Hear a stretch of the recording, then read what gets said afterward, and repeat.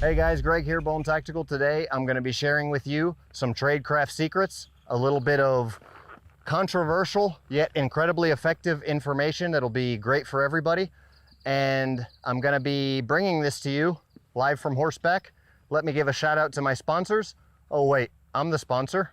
So sponsored product for today is the shirt that I'm wearing right now. The shirt is available from Bone Tactical, designed specifically for gray man operations and concealed carry. The new machete we've got going here is a new addition, so we've got stuff on that in separate videos. Be sure to check out the machete videos. Oh. And stay tuned.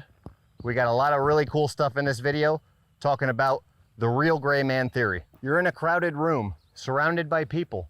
No one notices you. You're completely invisible. This is not gray man theory.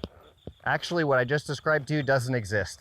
What we're going to discuss today is the real gray man theory and how it can help you be successful, not just in survival or being prepared, but also for your everyday life. Other people are teaching a gray man theory where telling you that you can disappear into the crowd, that you can be invisible, that you can act just like everybody else acts. And what'll actually happen in that situation is that if you look the same as everyone else, you're just going to make yourself a target to random violence or a random robbery or something like that, equally like everyone else.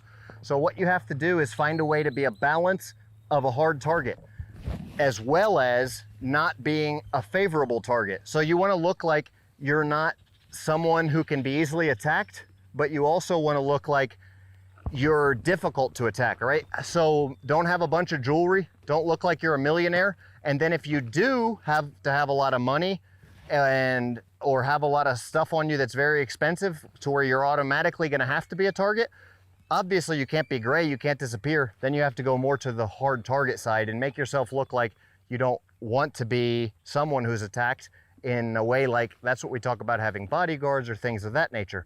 But what I'm teaching you is for the general person, things that you can have on you that's not going to be illegal, not going to get you in trouble, nothing like that, but a shirt that you can wear like this shirt that I make from Bone Tactical, or a bracelet that can go anywhere under the cover of the radar, but when you actually need it, it can be a very invaluable self-defense tool.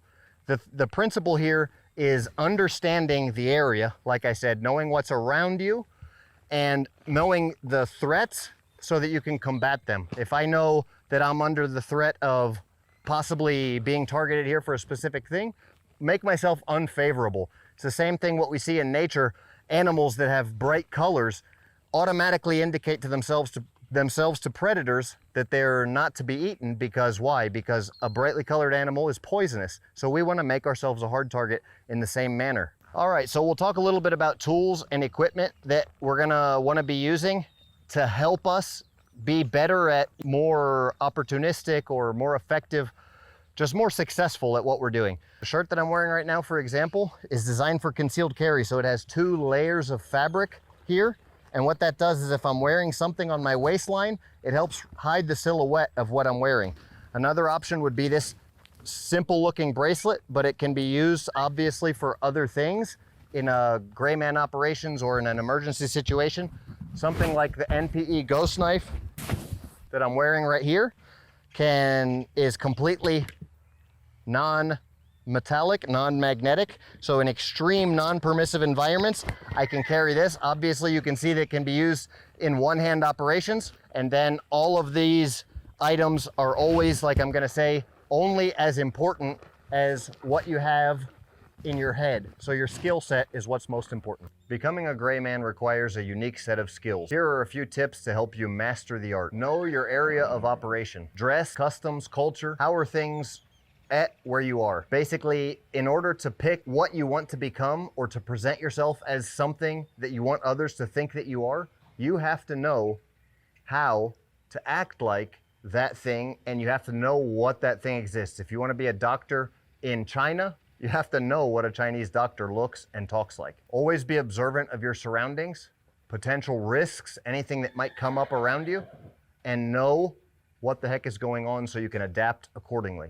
You can't influence your surroundings so that you have a successful outcome if you don't know what's going on around you.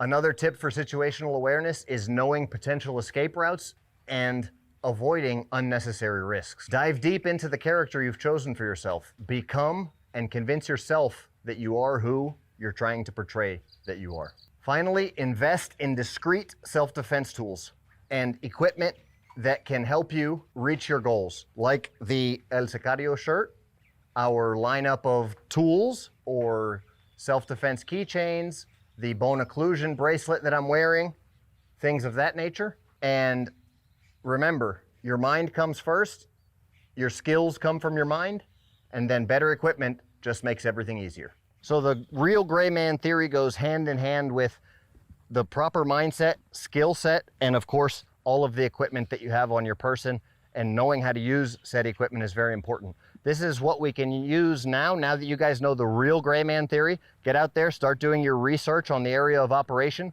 find out where you're gonna be going and what the customs are there, and then figure out what's going on in those places, how to fit into the role. And a super tip to leave off with is don't ever pick a role that you can't fulfill. Like, I'm not gonna go to Asia and try and be an Asian person. I would have to go and be a tourist. That's one of the hints that we use with our floral accents and floral shirts, because if I go to a country where I look so much different from everybody else and I wanna fit a look, I need to pick a look that's realistic. So pick something realistic and then go for it.